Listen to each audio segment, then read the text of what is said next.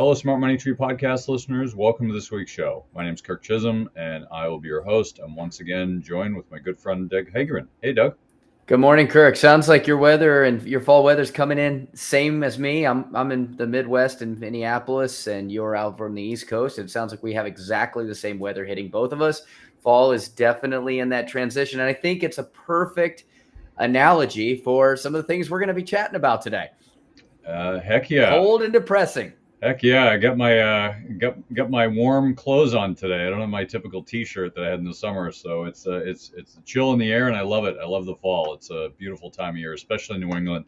For all you leaf peepers that like it, New England, it's the best time of year to come in. So, Agreed. all right, so let's dive right in. So this is a topic I've been wanting to do for a while and turn this into more of a bigger theme. I know weekly we do this on kind of like what's going on in the news, but this is kind of one of those things where I really love this topic. And there's a website that I found called WTF Happened in 1971.com. So for those of you who want to go look at the charts, we're actually going to share these on the screen, but also those of you who want to do it later, great website for data, charts, whatever. And for those of you who don't know what happened in 1971, we'll tell you at the end. But those of you who do, you need no explanation. So let's dive right in here. So I'm going to share the screen. This is the website. It's just basically a bunch of charts. So we're going to go through this. So what most of these charts are doing is they're showing this. They are showing from the early to mid 1900s until the 2010-ish range, depending on the chart. And it's basically showing that there's an inflection point in 1971. And you can look at all this data and you say, wow, everything seemed like it made sense until 1971. And then everything went off the rails, right? And you can see this. So I'm going to share the first chart. I'm going to talk through each one. For those of you who are just listening, you don't have to watch this, but I'm going to explain it. So here's a website. So the first thing we're going to do is we're talking about income, household income, compensation, things like that. So the first chart shows growth in productivity and hourly compensation since 1948 up until 2017. Now, if you look at this chart, you'll notice that growth in productivity, hourly compensation was pretty much identical. It's not identical, but if you look at correlation and causation, we talk about a lot in the show, the correlation is really close to 1, which means it's the same. Not 100%, but maybe 99 or 98. It's really close. Now, up until from 1948 until 1971, more specifically August of 71, that there was a growth of hourly compensation and growth in productivity of 90%. Now, since 1971 to 2017, compensation has gone up about 25% in total. But if you look at the chart, it's basically flat. And really what's happened is it's more or less flat. It's peaked up in the last maybe 10 or so years. Otherwise, it's been pretty much the same for that last close to 50-year period. Now, if you look at productivity is skyrocketed. Productivity is up 246%, where compensation is only up 115. So, enormous difference in productivity. Well, that could be a good thing, right? And you could blame a lot of things, and certainly the internet had something to do with that, right? And it made us more productive. Everyone's jobs are more productive than they were before because of technology. So, you could say, all right, well, maybe that has nothing to do with it. All right, let's go to the next one. Real GDP, real wages, trade policies in the U.S. I'm not going to spend a whole lot of time on this because it'll probably bore everybody. But if you could just notice that everything was pretty close until 1971. And then there was a big deviation between real median weekly earnings. And those of you who don't understand the real term, that basically is inflation adjusted. So just keep that in mind. Income gains widely shared, basically post-war decades, and then not since. So real family income between 1947 and 2016, and you'll notice there was pretty much the same. And then it showed the top 95 in the people who are in the 95 percentile, so the top 5% of income skyrocketed since 1971, and the lowest 20% have stagnated. Now, I don't think it's a secret to anybody that the middle class in America has been getting squeezed and is shrinking. And the lower economic classes are certainly having a tough time. And in large part because their income gains are not improving all that much, which tends to be a reason people talk about raising minimum wage because, well, they're still not getting paid enough. But yes, raising minimum wage isn't going to help, but we can get back to that point. But that's why people are getting squeezed, because there's a big difference between the rich and the poor. The differences are getting larger, in large part because of this. I'm going to show the next one, which I love. I did a blog post on this a little while ago, which shows the top 1% of earners is in the red, and the bottom 90% of earners is in the blue or teal. Now, if you look at pretty much the late 30s and 40s, the bottom 90% skyrocketed where the top 1% stagnated until about the 80s. Really, it was 71, but we'll call it the 80s, right? So the top 1% just stagnated, right? Top 90% took off until 1971 and has stagnated since. That's the income growth. It has stagnated for the last 50 years for the bottom 90%. Now, in the early 80s, the top 1% started to skyrocket instead. Now, you could say, well, it's not right because the bottom 90% are not making growth, where they did in pretty much the 40s to the early 70s. They did really well. And you say, well, let's do that again. And we're going to get to, obviously, why this happened.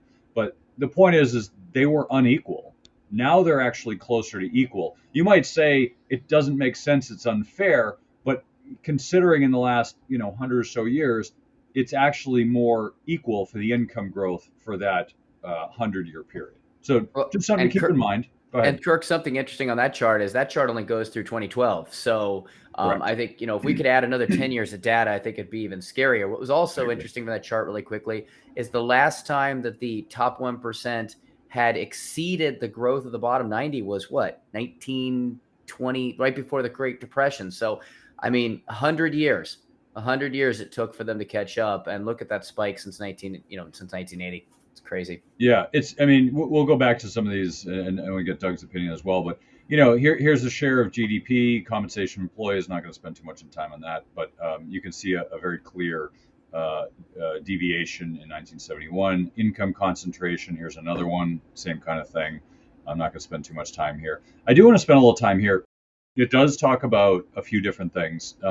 So here's one that says the average black income is a percentage of average white income, according to the census. And it shows that pretty much the 50s up until 1971, there was a lot of progress in black household income as a percentage of white household income. And then since 1971, there's been a little progress, but very little progress. And of course, no one wants to see one group get no progress as opposed to others.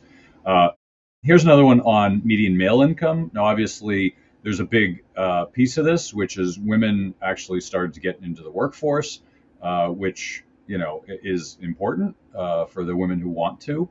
I know there's being married and having a wife that works. It's obviously it's not easy when you have kids and all that, and there's a lot of social dynamics that have changed since women got into the workforce, better and worse. But it certainly, if you see here, there's a big deviation at that time. But of course, there's other correlating factors too, which we can't ignore. Here's the same. Here's the real GDP. I'm not going to spend too much time on this.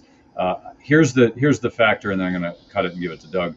Now, here's this other chart which talks about America's become a nation of dual income working couples, and it just shows pretty much right around that time that the income of a wife-only working family has increased very little. The husband-only working has actually declined, and then the both spouses working has increased the most. So it's just interesting to see the data. I'm not going to spend too much time on it because you can draw your own conclusions, but it's interesting when you see a lot of these charts marked against the 1971 date. So, Doug, you want to touch on some of this or move forward here? One thing I just want to touch really quickly on, the correlation or the relation to the male female side of things is, if you take a look at a large swath of the United States is known as the Rust Belt, and the Rust Belt is where there used to be a lot of industry. The auto work was, majority of the work that was done there was a lot had tied to the U.S. auto workers. There's been a significant decline, and we've talked about this in other conversations, in manufacturing in the United States.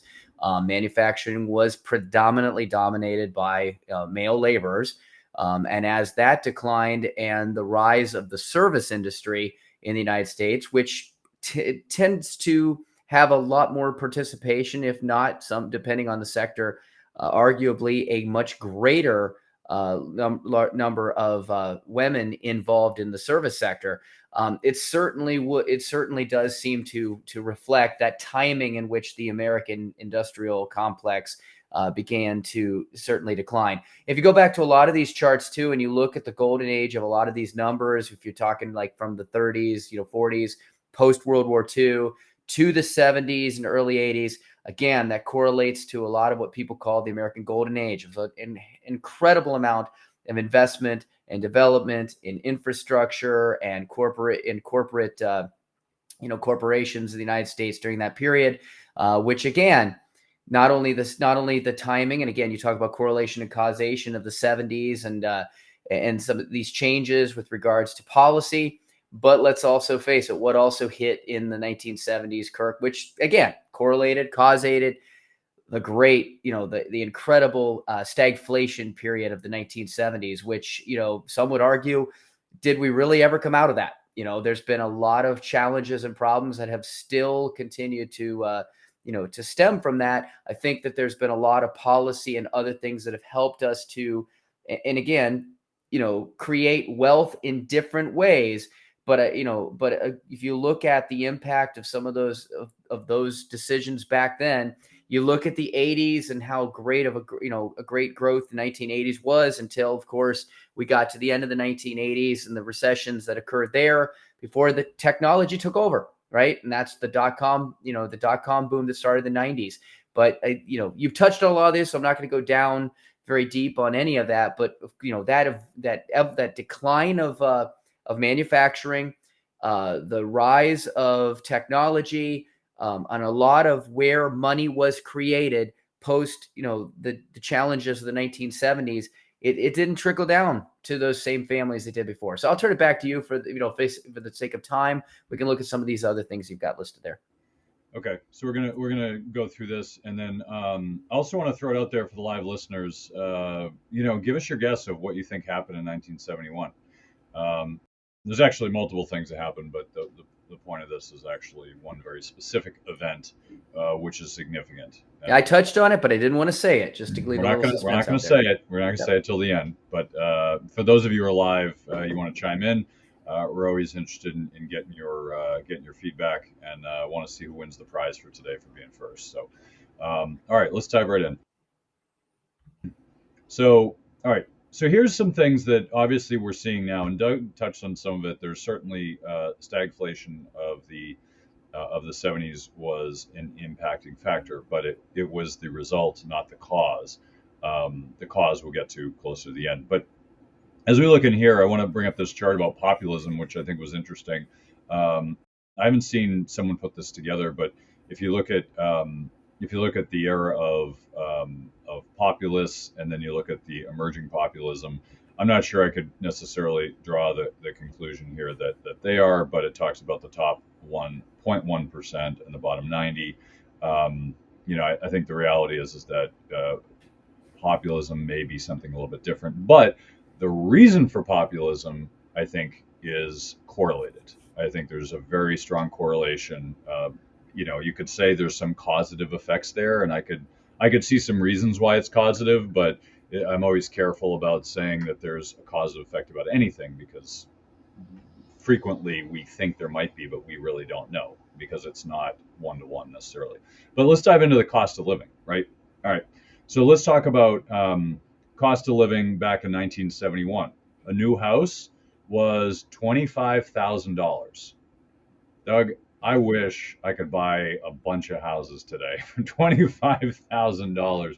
There are places in the U.S. that it does cost. You can buy one for 25, but not anywhere near where I live.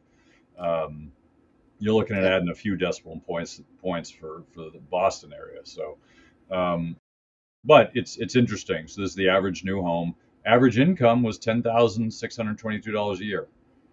That can you imagine? And now it's, like I said, you might add decimal points on that. But new car, $3,500. Average rent, $150 a month. Tuition at Harvard, $2,600 a year. Movie ticket, $1.50. Gas is 40 cents a gallon, and a postage stamp at 8 cents. If you look at food, sugar, 62 cents for 5 pounds. Milk, $1.17 per gallon. Coffee, close to $1 a pound. Bacon, 80 cents a pound. Eggs, 45 cents a dozen. Hamburgers, 62 cents a pound. Bread, 25 cents a loaf. Now, what I find interesting is there actually are some pretty good websites out there, which will show you the cost, the inflation costs of different goods and services. And I'll try to put some in the notes. There's a great one I found that goes through history and looks at it back as long as you want. It's fascinating. This chart here actually shows the inflation of a can of Campbell's soup. So Campbell's condensed tomato soup has been around, according to this, since 1898 or something like that. It's been around for a while. 1898, yes, and until July of 2021. That's how long Campbell's soup has been around. If you can imagine that, I was shocked to learn that it's been around that long.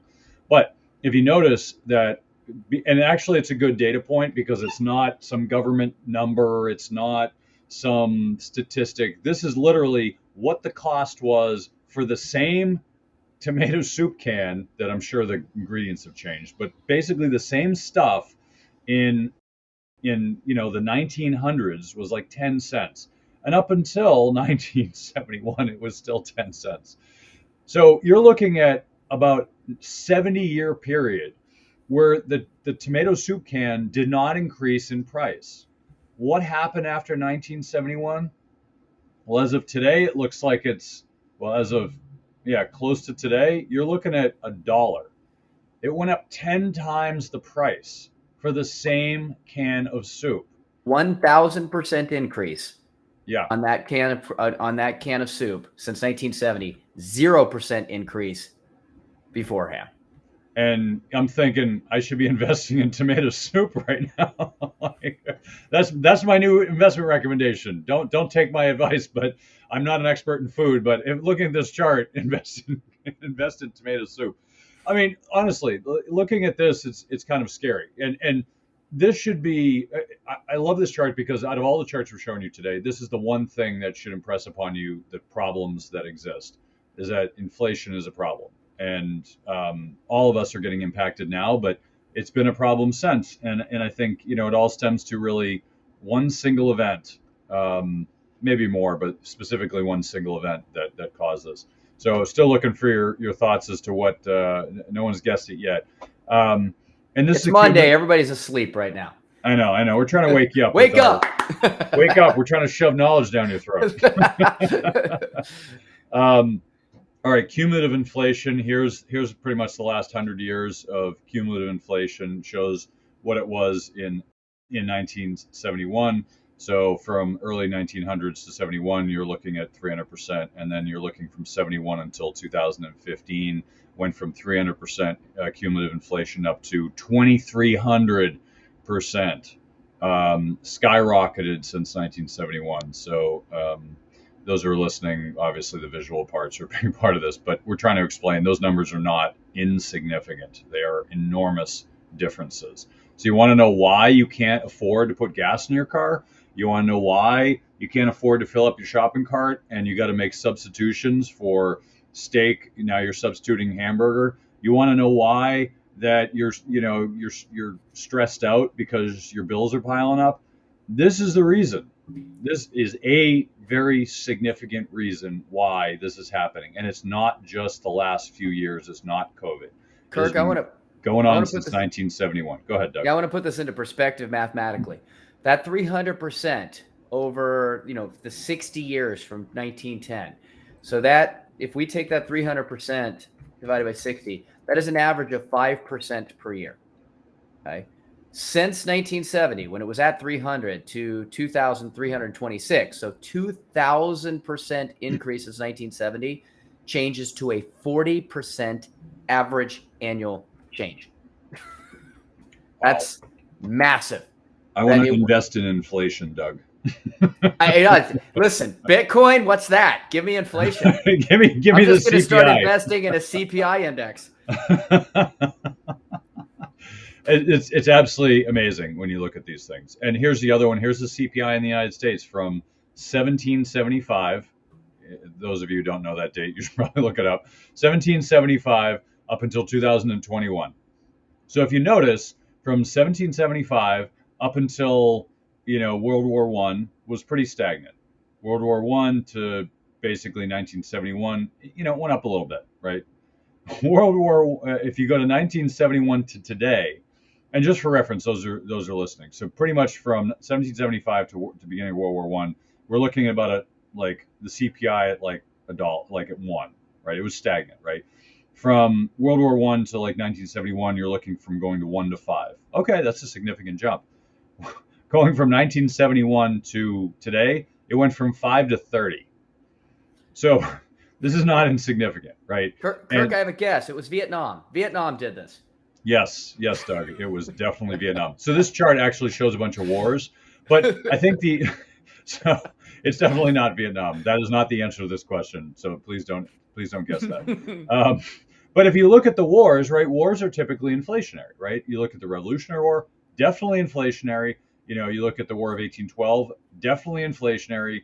Civil War, like all these times were inflationary. There were times where there was a phrase where it said it's not worth a continental. It's because there was I don't know if it was technically hyperinflation, but it was extremely high inflation of the continentals, which was the dollar of the day. Because they realized like, hey, we need more money, so let's just print it. Well, that didn't work out very well. Fortunately, things didn't end like Zimbabwe, but it definitely didn't end up well.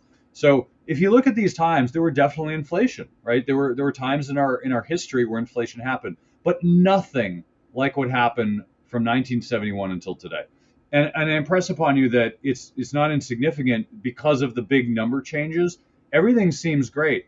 It on the surface it seems great because if you have assets, if you have investments, if you have hard assets, things like that, all of a sudden everything's great because all your assets are going up in price.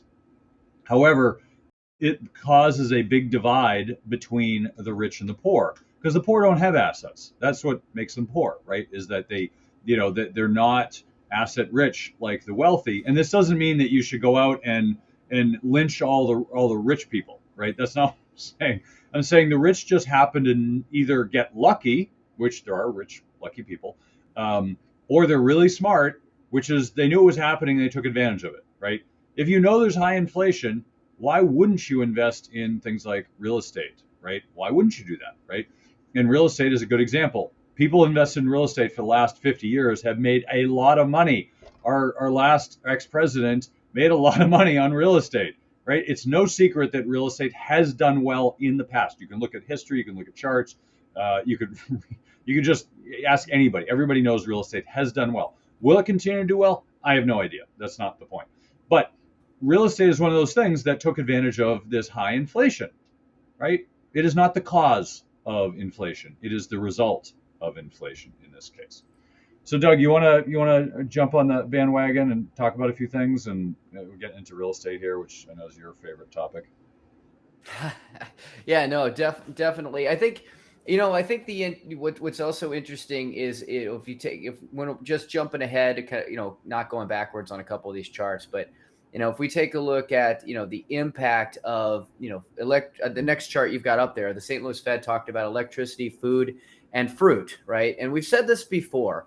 that there has been, there is, when it comes to inflation, sometimes a lot of what you see in the inflation numbers tends to be a little bit tempered, right? Say, well, inflation's not that bad. Fed comes out and says, look, we're back down to 3%, but this has been an issue for quite some. I remember going back into into the late the early 2000s, kind of the mid to the mid 2000s, and talking about some of these same issues about inflation being, well, inflation's very low right now, and that is probably true if we combine everything together, but not, and we've shown charts on this before, not everything goes up in the same level of inflation as others.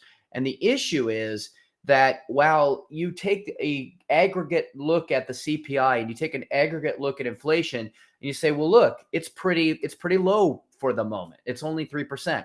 That also takes into consideration the things that you need and things that you want but can live without. And a lot of the things that you want but can live without have actually become fairly deflationary. A great example on this was going back to TVs, electronics. I mean, it is for what you're getting these days. I mean, you remember, Kirk, back in the days, probably, you're around my age. It used to be a television was a piece of furniture in your house. It was a big wooden cabinet. I mean, it took 15 people to move that thing. And back in the day, that was a massive investment for people to be able to afford to have a TV in their house. Now, you can go out and get a 4K 3D, panoramic view television, for a couple $100, right? And now people have them all over the house. So the price for a television has gone from thousands of dollars down to a couple hundred. And that decline in those types of technologies helps to offset the overall inflation.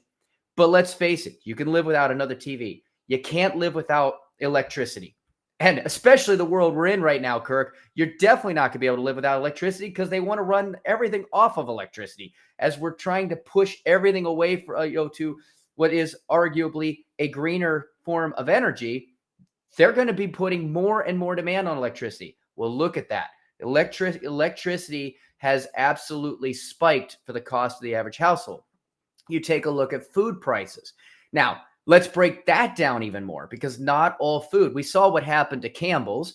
And, what I thought was interesting going back to the Campbell's chart is that there were several years where, early 2000s where the price of a Campbell's can actually went from 50 cents back to 30. Like they dropped the price of a can by 20 cents during those periods, which I thought was very interesting to see that happen. And that was before the Great Recession, that they had several times where they priced the price of a can of soup down.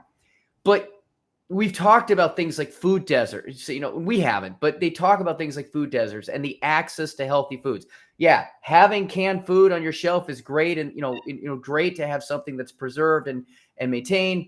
But you know what? People need healthy foods as well. If you go back to that other chart, Kirk, look at the price of fruit and what's happened as a piece of the entire inflation food aggregate. Astronomical. So what's happening here is you've got to break down the data even further and understand what the impact is to people's budgets when it comes to what they have to pay for every day and the things that we need. Another thing that, they just, they continue to just talk about, we talked about this a couple of weeks ago, the new strikes on automobiles, right? What's that going to do? Well, it's going to make a lower supply of new cars because they can't manufacture them without help. Then they're going to turn around and then, of course, dealers have to sell something. So now there's data coming out that they're buying more used cars, again, driving the price of used cars once again through the roof to have some sort of inventory available. So now you're going to have high prices on new cars, high prices continuing on used cars.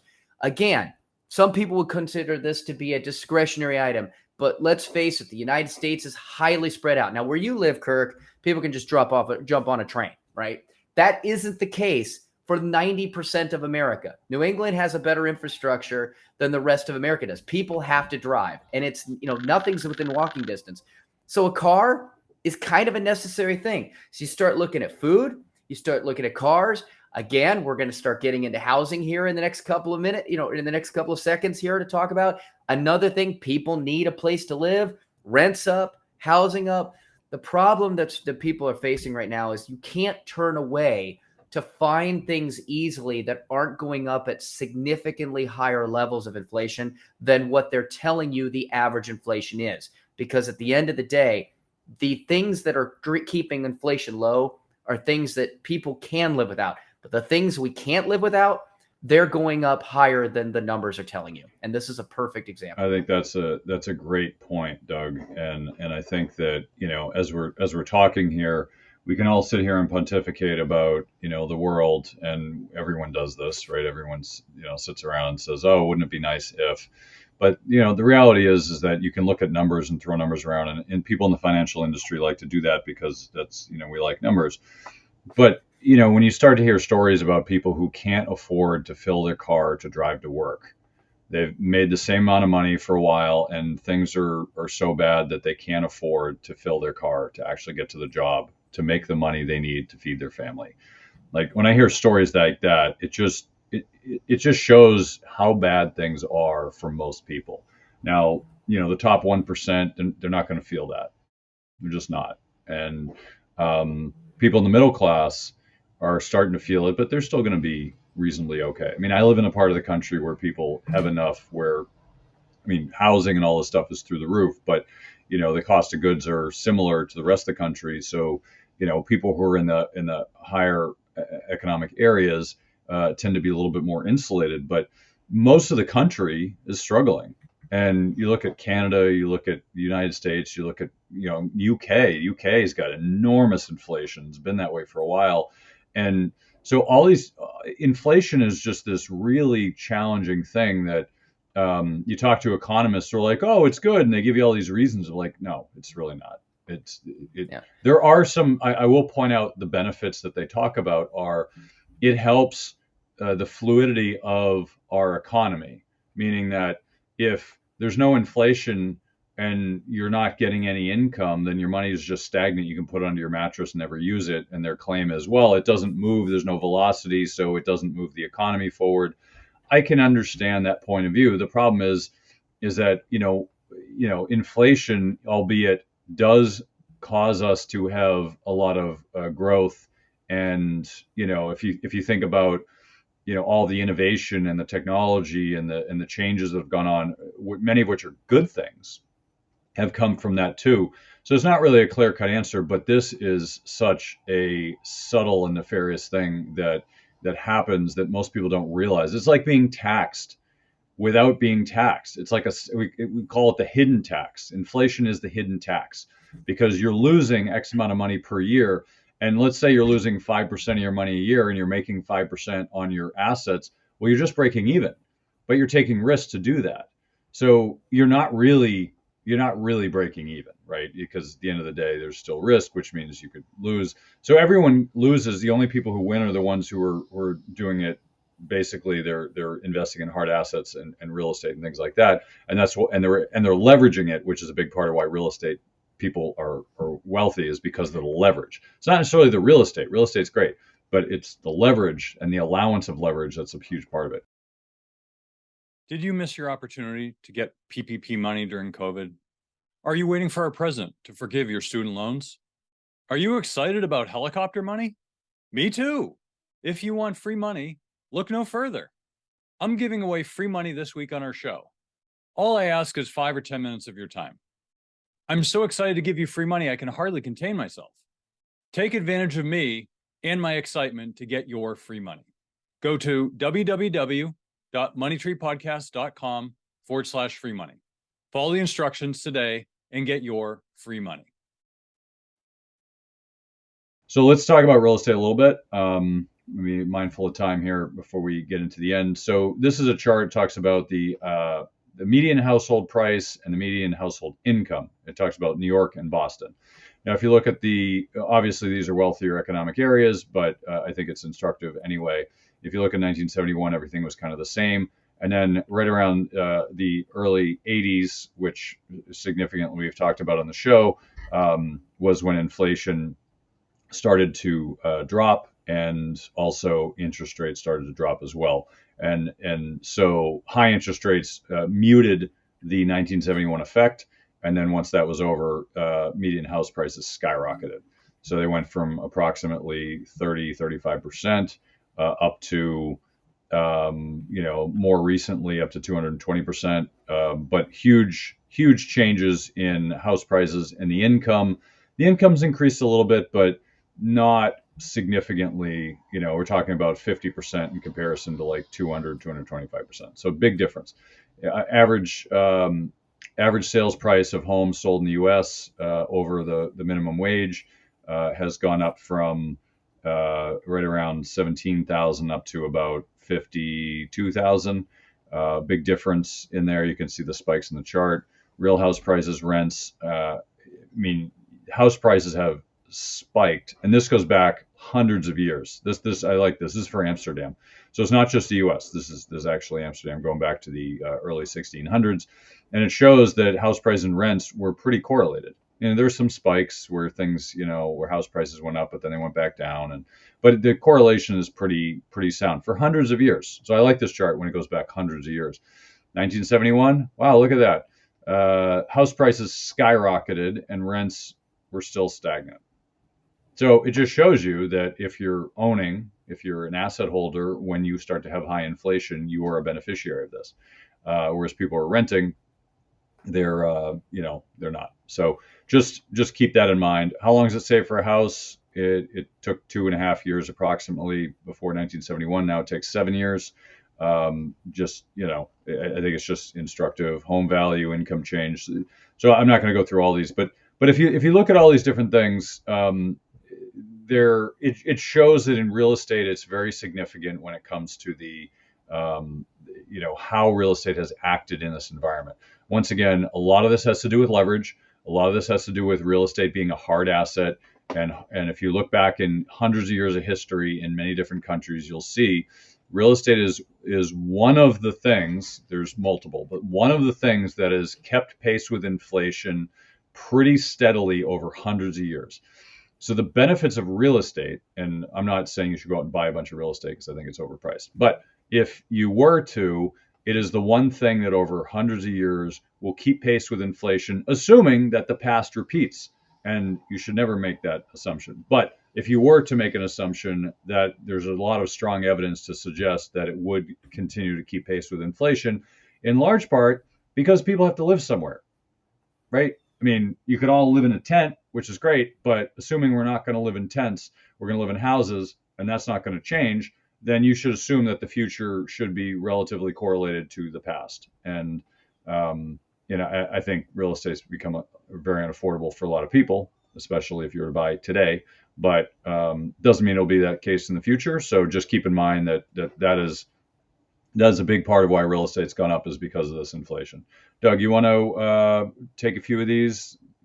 Yeah, well, I want to add too. I think you made a great point that real estate has kept up with inflation, but also I think as one of those truths, half truths kind of scenarios is that, and again, especially in the short term cycle, and who knows, this could be the new normal. We talk about that potentially can happen in different areas, but a lot of people see that, especially residential real estate, as this great, opportunity to make tons of money in a short period of time. It's also a reminder to people out there, if you go back and look at the price increase, especially of residential real estate since the end of the Civil War, it's, as you said, it's kept up with inflation, but it's barely kept up with inflation. It's basically kept up with inflation. So it hasn't historically been a place where you just drop your money in and get a 2x, 4x return, which again has happened more recently in the cycle. But you and I have talked about this too. You can there's a lot of factors you can contribute to that,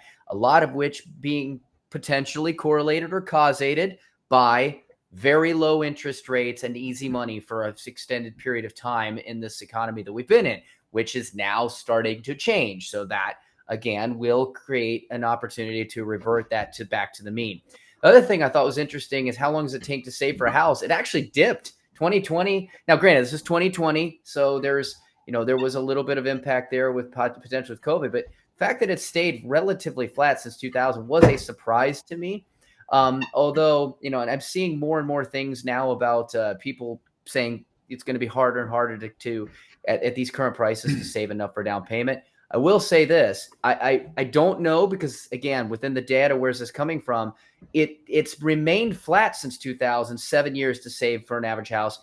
But what is required to save that money? Is that now 2 workers versus 1? Is that just household income? So are they being able to save the down payment of a house, but now 2 people are having to work to do that? I'm not sure that data shows as much, shows that information there that I think is really critical to say, because it's like, oh, we are now bringing enough money to buy a house, but the both of us, where one of us could do that alone before, now both of us are working, going back to some of the charts we looked at. Again, home value versus income change, not a surprise there. Income, all these other charts have showed the same thing, that income has really stagnated, although there has been a little bit of an income change, and a couple of charts are showing income change over the last 5 to 10 years has started to climb a little bit again. Now, why is that? Some of that might be due to technology. Again, technology in a service industry, a lot of technology wages have really spiked over the last 5 to 10 years, as there's been a higher and higher demand for people in tech. They've had to pay more and more. That could be offsetting the trend a little bit. So it's like, look, wages in general are going up, but who's getting those wages? Again, I'm not sure that on the trickle down side of things, there's a lot of people who are seeing that same increase in wage growth, but certainly not keeping up with the house values. There's been tons of published about that ad nauseum, about where home values have gone, recently. Now that's going to bring us into gold, and I don't want to dive into gold here on these charts. Kirk, I'm going to turn this back to you on this, because I think this creates a good narrative for a continuation of our conversation here around some of the topics today. So. Great. So we got about 10, 12 minutes left. So we're gonna put final calls in for what people think happened in 1971. So we've gotten a lot of questions. No one's really gotten it yet, but a lot of good questions. And so I want to point out one thing, and then we're going to get to the answer. So for those of you who are waiting diligently for us to actually answer the question, we'll let you know in about 2 minutes. So I want to get over this one more chart, because I think I love this chart here, which is, it shows hyperinflationary episodes. So this shows from the early 1900s until today, and it shows prior to 1971. So if you look at the early 1900s, obviously there were some events over in Europe, and this is worldwide, by the way. So this shows Europe, Asia, Latin America, Africa, whatever. So it shows all these different instances. You'll see in the early 1900s, for obvious reasons, there was hyperinflation in Europe. In the 40s, there was some in Asia, specifically China, Philippines, and Taiwan, and in Europe, Hungary and Greece. And then there was really a period from the 40s until 1971 where there's nothing. And then starting in 1971, we had our first hyperinflationary event in Nicaragua. And if you look in the early 90s, late 80s, early 90s, there was a ton of hyperinflationary episodes. Interesting. Why didn't these happen in the past? Well, it probably has something to do with 1971. Now, obviously, a 20-year difference is not necessarily directly correlated to 1971, but it is interesting that, you start to have all of these in the early 90s, 20 years after the event, which also happened to be going from high inflation down to low inflation. And then you start to have all these events, and we're still having them. We have Venezuela today. We had Zimbabwe a few years ago. It's a problem. So last calls for questions, and I'm just going to tell you. So, all right, well, no one's got it. I'm surprised, Doug. We usually have some pretty smart people, but maybe they're working on a Monday morning. So, all right, we're going to talk about it.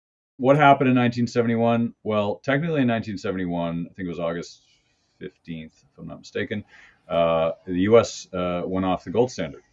And so I want to talk a little bit about this. And those of you who didn't hear my debate this weekend, we had a debate, gold versus Bitcoin, we've done this on the podcast before, and we did it on a separate location. So those of you who are interested in listening to the new one, please let me know. Just shoot me an email and I'll send you the link. Basically, what happened was Nixon took us off the gold standard, and he did it because we had to.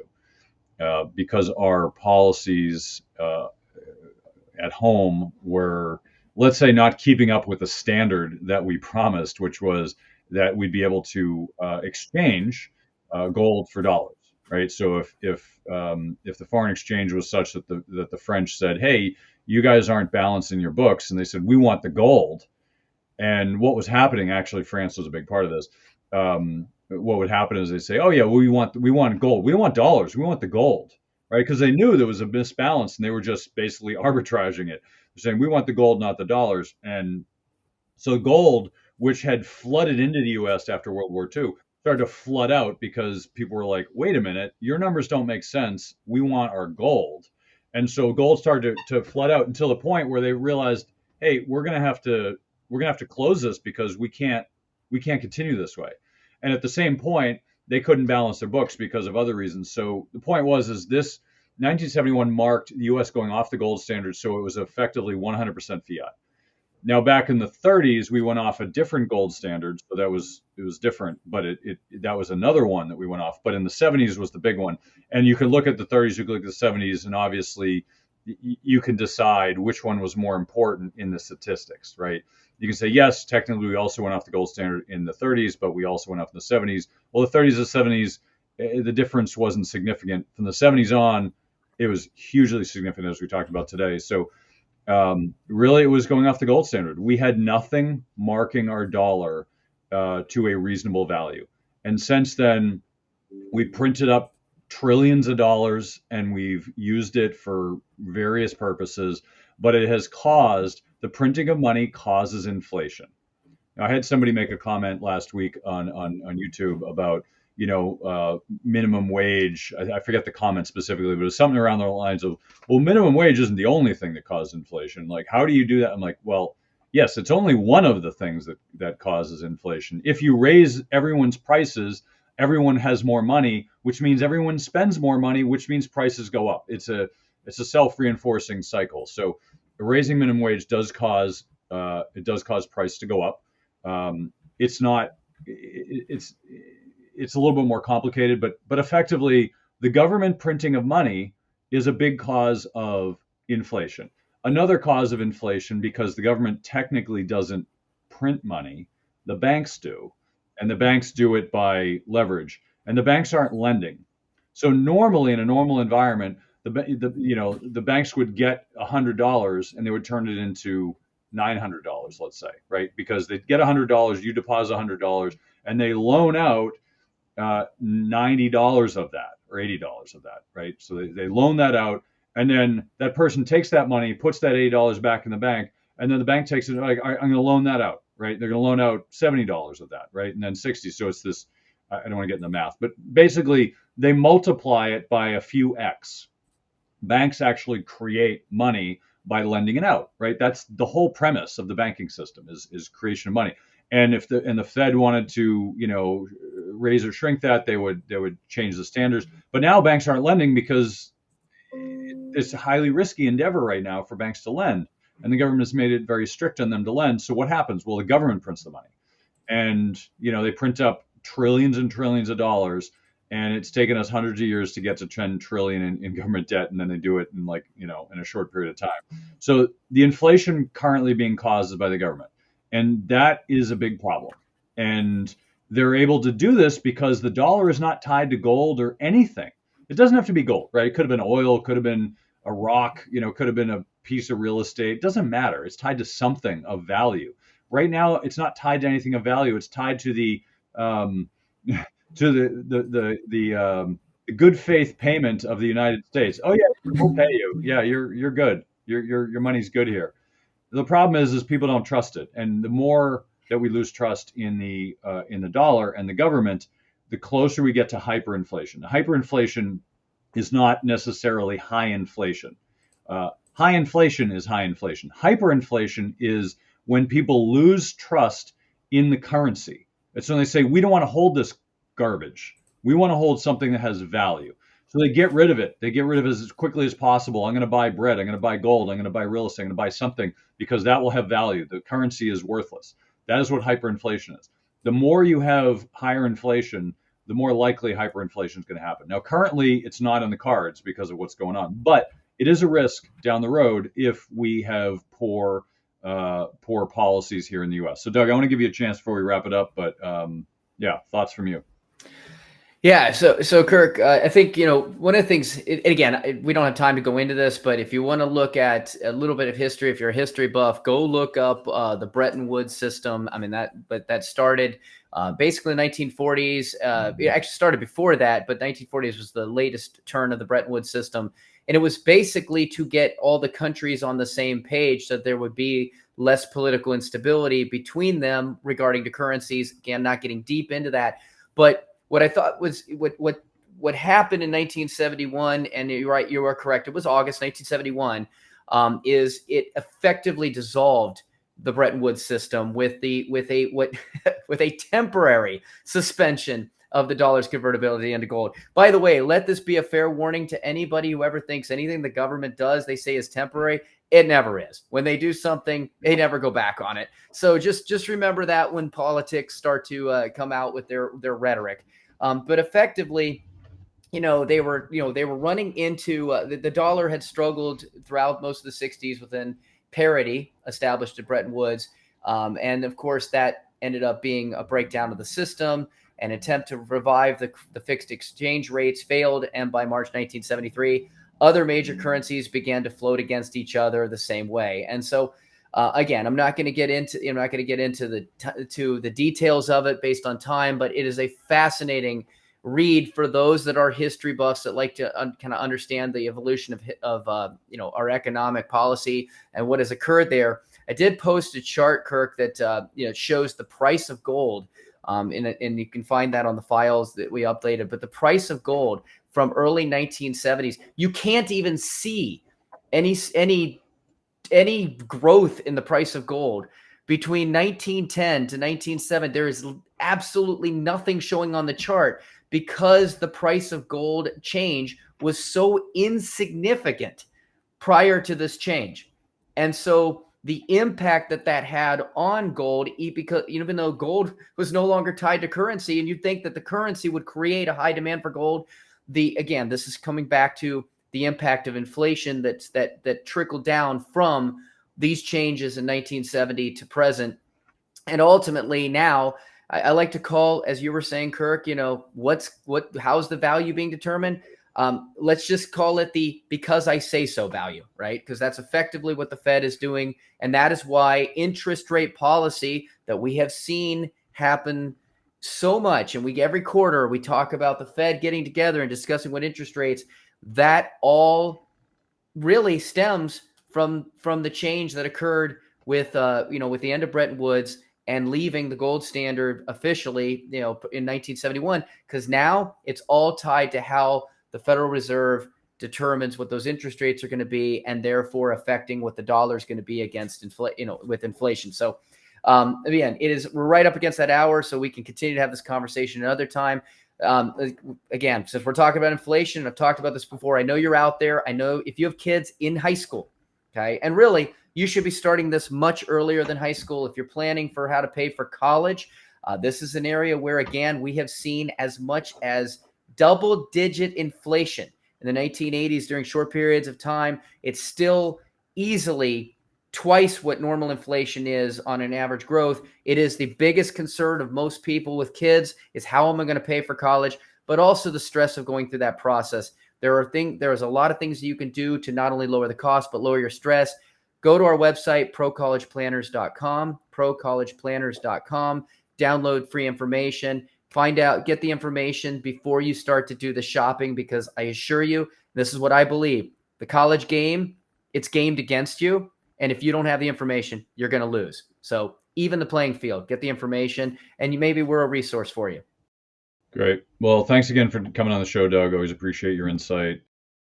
That's the show for this week. Thank you again for joining us on Money Tree Investing Podcast. My name's Kirk Chisholm, Wealth Manager of Innovative Advisor Group. We don't just manage your wealth, we make your life better. You can find more about me at innovativewealth.com. And of course, you can find me every week here on this show. You can also check out our show at Money Tree Investing Podcast. On our website, you'll have access to the show notes, resources, and the archive shows. Please remember to subscribe on our YouTube channel. for immediate access to the new shows when they're released. When you subscribe to the show, it allows us to get access to some of the top minds of investing in personal finance. While you're here, please leave a comment and question if you want us to address it on the show. Have a great week ahead, and remember, no one will care about your money like you do, so invest in your life.